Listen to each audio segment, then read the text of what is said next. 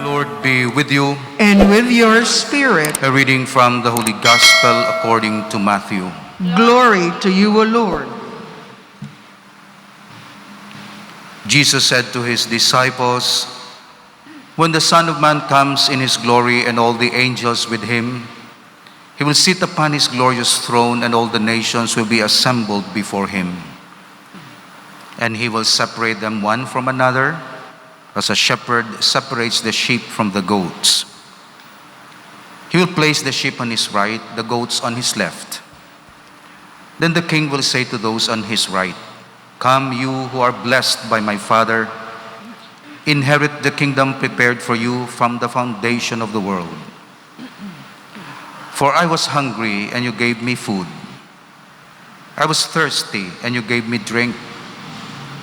A stranger, and you welcomed me. Naked, and you clothed me.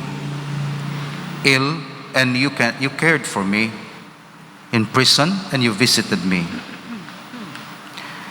Then the righteous will answer him and say, 'Lord, when did we see you hungry and feed you, or thirsty and give you drink? When did we see you a stranger and welcome you, or naked and clothe you? When did we see you ill or in prison and visit you?' And the king will say to them in reply, 'Amen, I say to you, whatever you did for one of these least brothers of mine, you did for me.' Then he will say to those on his left, 'Depart from me, you accursed, into the eternal fire prepared for the devil and his angels. For I was hungry, and you gave me no food. I was thirsty, and you gave me no drink. A stranger, and you gave me no welcome. Naked, and you gave me no clothing.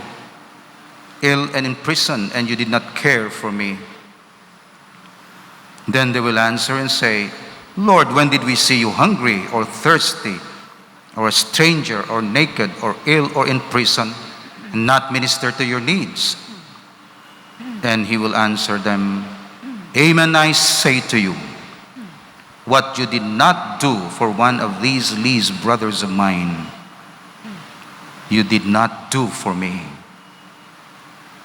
And these will go off to eternal punishment, but the righteous to eternal life."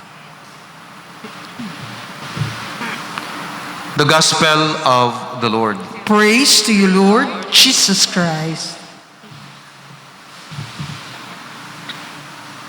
As promised, I will deliver a homily on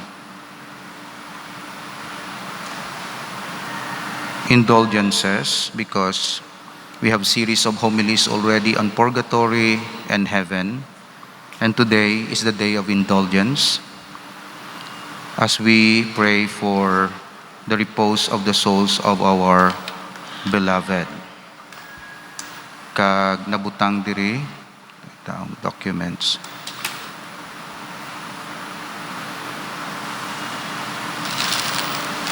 Decree of the Apostolic Penitentiary on plenary indulgences for the deceased faithful, dated October 28, 2021. This is from Rome. Kagamoy ni ang ginabasihan naton halin sa Santo Papa kung ano ang dapat naton himuon agod matuman naton ang mag-gain naton ng indulgences. The Apostolic Penitentiary, having listened to the various pleas recently received from various sacred pastors of the Church, due to the continuing state of the pandemic, confirms and extends for the entire month of November 2021 all the spiritual benefits already granted on the 22nd October of 2020 last year, through the decree protocol number so-and-so, with which, due to the COVID-19 pandemic, the plenary indulgences for the deceased faithful were extended for the entire month of November 2020. From the renewed generosity of the Church, the faithful will certainly draw pious intentions and spiritual vigor to guide their lives according to the gospel law, in filial communion and devotion to the Supreme Pontiff, the visible foundation and pastor of the Universal Church. This decree is valid for the entire month of November, notwithstanding any provision to the contrary. Given in Rome, at the seat of the Apostolic Penitentiary, 27th of October, 2021. So that means, sa sulod sang bulan sang Nobyembre, basta ma-fulfill naton ang mga hilikoton nga attached dira ang indulgences, makabaton kita sang indulhensya para mismo sa imo kaugalingon kag para sa kalag sa purgatorio. Samtang nagabuhin ang penalty sa imo sala, kigintuman mo ang mga kondisyones, ginabuligan mo man ang kalag sa purgatorio. So ang fruits sang indulhensya sa imo kag sa kalag sa purgatorio. Ang fruits sang aton petition sa aton tisubong iya sa aton kag sa kalag sa purgatorio tungod sang intervention sang highest authority na ginbilin ni Christ sa Santo Papa, the Vicar of Christ. Yan yung Santo Papa, bangod Santo Papa siya, Vicar siya ni Christ, salili siya ni Christ, visible in this world. Kaya ang salili ni Christ, invisible, Holy Spirit. Pero Holy Spirit is invisible. Di ba? Niya may mabulo sa akon, Holy Spirit, pero invisible.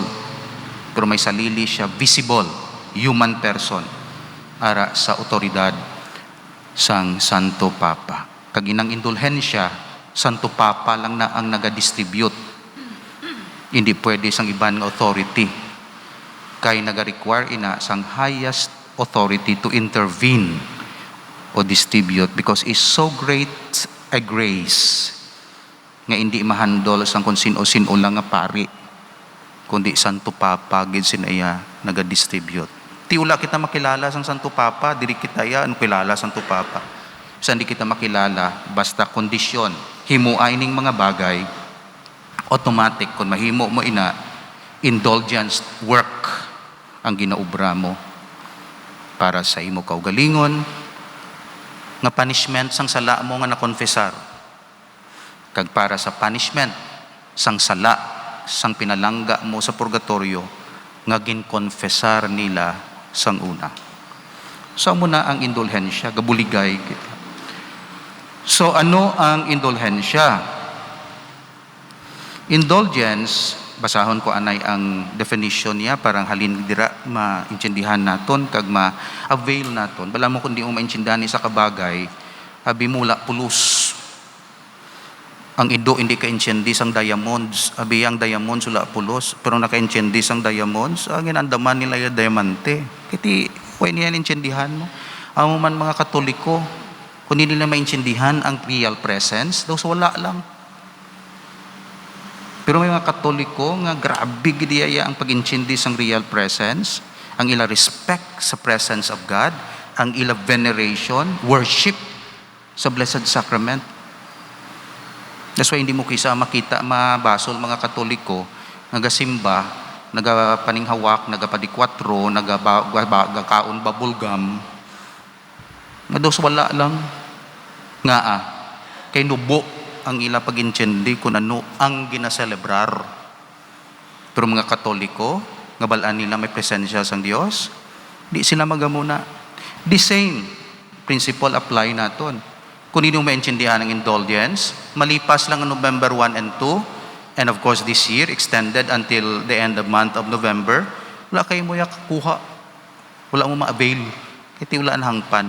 Of course, wala na hangpan, siguro itong wala namon na tudlo, o ginatudlo namon, pero gatulog siya pagtudlo. Wala siya interest. So, kita, may interest kita. Ako, tinguan ko gid, pasimplihon ini, para mahangpan. Of course, pwede ninyo ma-deepen ang inyong knowledge. Halimbawa gid sa mga pamatanon o sa internet, i-search mo the indulgence. O, pwede mo na develop dira kag mahangpan. Titingwaan ko ni sa tuyo nga makuha nato ng indulhensya subong nga adlaw o sa bilog nga bulan sang November. An indulgence is a remission before God of the temporal punishment for sins, whose guilt is forgiven already, which a properly disposed member of the Christian faithful obtains under certain and clearly defined conditions through the intervention of the Church, which is the minister of redemption, dispenses and applies the treasury of the expiatory works of Christ and the saints. So, ang indulhensya, amo ang pagpanas sang penalidad, sang sala nga nakonfesar. You see? So, hindi siya pagpanas sang sala, kundi ang ginapanas sang indulhensya, penalidad nga na-attach sa imo sala. Kay ang nagapanas sang sala, hindi ang indulhensya subong, kundi ang confession. That's why kung magkonfesar ikaw, mapanas ang sala, pero ang penalty sang sala, himuon mo pa, itumanon mo pa, kay may penitensya na, may penance. Again, ang akong example, utang. Nakautang ka, halimbawa, 2,000. Kag pag-utang mo sang 2,000, siling mo bayran mo. Ang pag-utang hindi sala. O galing, siling mo bayran ko sa sunod nga semana. Pero sa sunod nga semana, wala mo ginbayran. O kundi nagbutig ka. So ang utang mo, na-attach ang butig. Nga ang utang mismo as utang is not a sin. Sin lang siya kung magbutig ka na. Na-attach ang butig. O, sunod nga semana, wala ka pa nagsungka. Sunod nga semana, wala ka pa nagpalapit. Wala ka pa nagano dira. Ipabayaan mo. Kag may plano ka pa nga daw may pagbayran, kaya kalimtan mo lang. Asa sa ulihi, nga nakaseminar ikaw sa LSS o sa Diyos Gugma. Pag seminar mo sa Diyos Gugma, ginhambal sa imo, nga dapat kumpisar mo na. Na-realize mo. Nagbalik ka sa ginutangan mo, kag nagsiling, mare o pare, sorry ginhabaw. Hindi irresponsable gid ako, maunahuya gid ako sa akon nga ginhimo. Pasensyahon mo gid ako ha. Hambal sa nagpautang, okay, ginapasensya ko ikaw. Pero bayran mo imo utang. Way nagakahulugan nga tugod gin pasensya ko ikaw, okay na kita to sa 2,000? No. Dito ya pwede ang pagpatawad ko sa imo is not a payment sa 2,000. Ginpatawad ko ikaw kay ginbutigan mo ako. Ginkuha ang imo guilt. Pero ang responsibilidad mo magbayad, kag mag-repair, kag mag-restore sang damages sang imo sala, so to say, nagapabilin pa. O karon kay di mo mabayran. Kundi pangayo ka bulig sa imo bataan para mabayran mo na. O nabayran mo diri sa kalibutan. Kundi hindi ka na magbayad sa pihak. Karon kay way mo di mabayran sa kalibutan. Masulod ti mo sa langit. May mga responsibilidad ka pa nga wala na repair. Hindi ka perfect. So hindi ka kasulod sa langit. Kaya makasulod sa langit, ang perfect, ang perfected. O, kung di is purgatorio ka, tani kung ginbayran mo na lang tong 2,000, hindi ka magtiner sang 2,000 years sa purgatorio, pinabayaan mo. O kundi, tiner ka to, kaya i-purify ka pa. Amo ng logic sang indulhensya. That's why diri pa lang, repair na. That's why gina-apply natong indulhensya sa kalag sa purgatorio. Kay basing aton mga ginikanan, may mga sala nga na-confessar, wala pa nila na bayran. Example, nangumpisar ikaw, damogin pang-away mo, tagumatayon ikaw, Father, patawara ako, damo-damo gigin hurt ko, damo-damo gigin away ko, ako ng mga daughter-in-law, ako ng mga son-in-law, ang ako ng mga neighbors, ipang-away ko, grabe gid ako mang-away, hindi lang away, gingguba ko nila protasyon, tapos may mga malisya pagid, may hungod pagid, siling sang pari, na hinulsulan mo, Father, tudok gid sa tibo, hinulsulan ko gid, bedridden ka na, Father, Son, Holy Spirit, I absolve you from your sins. O napatay ka, wala mo nabugno, napatawad ang higko sang imo sala, Tuway ka mo ka-reconcile. May damage gyapon sa la mo. Di kay wala sila kabalo na patay ka, na damage ang magpakaisa, kay ginpaaway mo tong mag-asawa, na damage. That's why may penalty.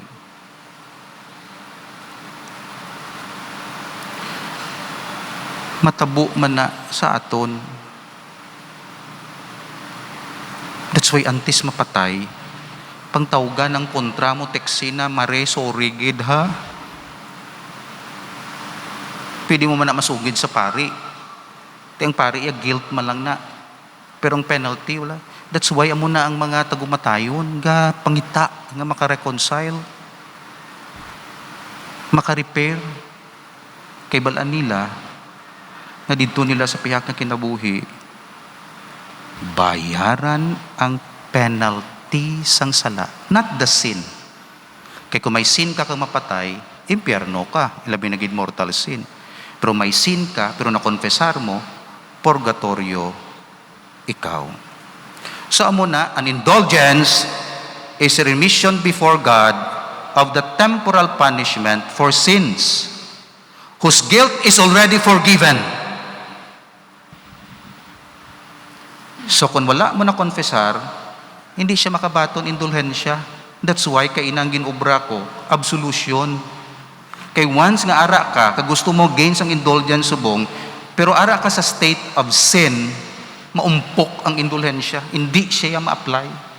That's why kinahanglan makompesar mo anay, kag ma-apply sa imong indulgence. Of course, subong wala face to face, nag-absolve lang ako. That's why hindi ko gusto malipas bilang kura-paroko ninyo ining bulan nga kanugon. Nga indulhensya pa na, subong nga adlaw. Ang mga sala nga ginhimo ta, pwede tuya mabuhinan ng remission sa mga atong penalties ang sin, temporal punishment. O, kundi hapos, nga hindi mo pag-avail, nga hapos subong, dito ka pa sa purgatorio mahula, o hindi ka magsimba, hindi ka mag-communion, hindi ka mag-ano, dito ka pa. O halimbawa mga madre, dito pa sila sa purgatorio, sakripisyo sila nga, masimba man lang sila, di mag-communion, magkumpisar, o, ginpahapos. Pero hindi tanan nga tion ginahatag ang indulhensya. Sa tiyempo lang nga importante. Kag subong amo nang importante. That's why nasubuan ako, not supposed to be ang indulhensya attached sa patio mo, basta November 1 and 2, magbisita ka sa patio. Kaya sa place na siyang indulgence. Indulgence can be attached sa place, can be attached sa things like crucifix or medal, etc. Okay? Or attached sa church mismo o sa aksyon mismo. But of course, tisubong nga ito niya, gin-expand sa church ang indulhensya, ang makasimba, so to say, para sa kalag sa purgatorio.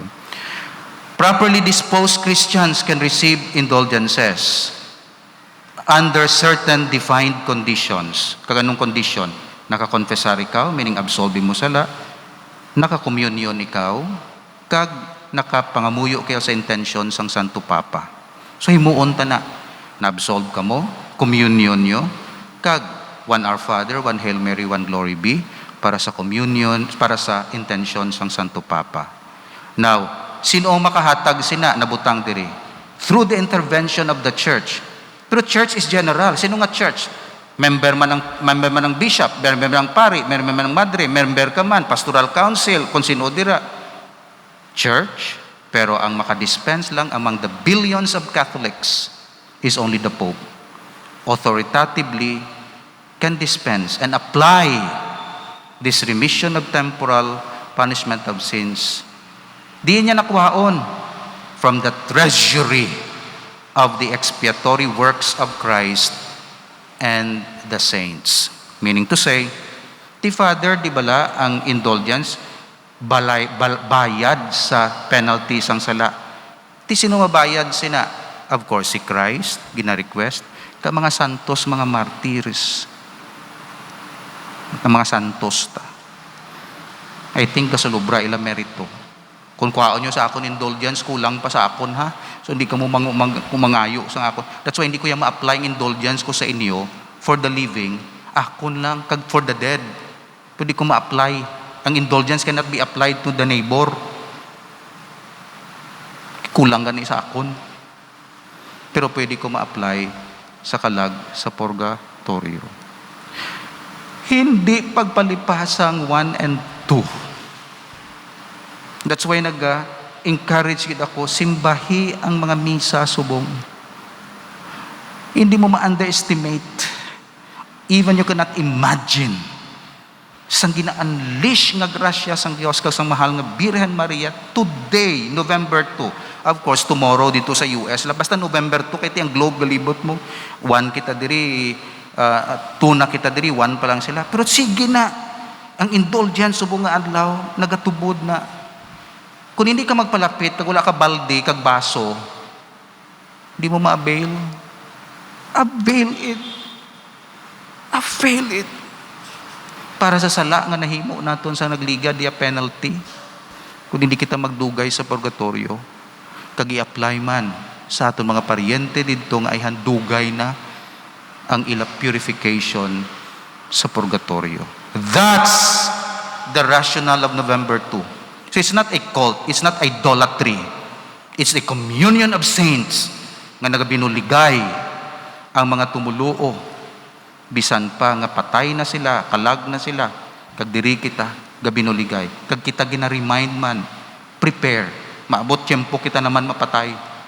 Pero kung may remission of penalty of sins, nakita diri because of the indulgence, kay pwede mo na makuha the indulgence, hindi ka na dito magulat. Pwede na. Kag ikaw mismo, makabaton sila. Hindi nga gina-apply lang tayo mo sa purgatorio. Kay sila dito sila kahimo, ito isang communion. Paano sila ko-communion? Ito kay wala sila lawas. Kaya ang condition sang indulgence, communion. O wala ka mo communion. Dako, hindi ka mo, why ka mo indulgence? Kami may communion diri. That's why apply namon ang indulgence dito. That's why muna, sakripisyo kita gamay. Gamay lang sa sining adlaw. Patungod ining adlaw para sa kalag sa purgatorio. Sindi kandila kung tani kadto kita sa patio, o sindi kandila sa balay. Pangamuyo, litany of saints. Basta ipatungod subong kay amo ining adlaw nga natalana. Of course, gin-extend sang Santo Papa tungod sang pandemic. Pero originally, this is the day and only this day. In fact, in-extend na until November 8. Pero sang una, only this day. Kagang Katoliko iya, gasimbagin na November 2. Pero subong tanawang katabo sa sosyedad, ginhimo pa nga working holiday. Di paano ka ka-avail sang indulgence?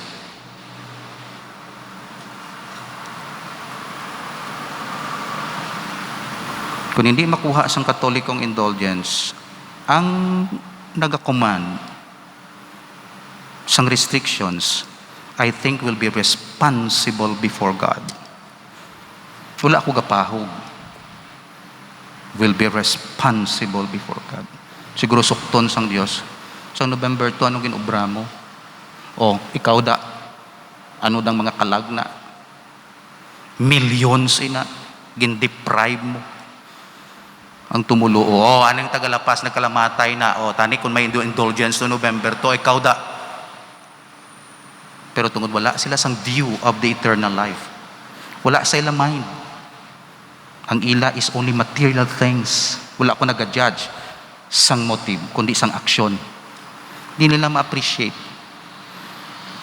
Because they don't have dimension sa kabuhi na klaro sang eternal life. That's why kita, hindi pagbuyan ina, attend the Mass, receive Holy Communion. On my part, I will do my best. Give you absolution. Kung dito na kamo sa purgatorio, kita tanan sa purgatorio, lipay kita, November 2, nag-ano kita to last time. Bisan may restrictions, we tried. Dasig ang purification naton. Perfection naton. Process of perfection. Kaya wala na sa mga penalties ang sala. Kaya nakuha na. And the soul will be ready to see God face to face. So muna, ang aton sitwasyon, limitado, pero pasigi kita. Kaya Santo Papa mismo nakakita nga limitahan ina. That's why gin-extend niya for the whole month of November. open. Kay Santo Papa lang ang maka-apply sining indulgences. Amen. Pangayuan naton kapatawaran ang mga nagakalatabo subong. Damo nga Katoliko, wala na nakakadto sa patio, sa mall na lang. Kung ma-deprive ining mga kalag sang indulhensya nga napatungod para sa kalag sa purgatorio. So we ask the Lord to have mercy on us. Kag hindi ya pag-isipon ang aton indifference subong nga tinuig kontra sa aton kung didto na kita sa pihak kinabuhi. Patawara kami Ginoo, amo lang ning best ma-offer namon sa imo subong. This is the best that we can do. Pamatiin lang amon pangamuyo. Ka-promise kami subong nga adlaw. Tinguan namon makuha ang indulhensya available. Suno sa amon time. Suno sa amon condition. This we ask through Christ our Lord. Amen.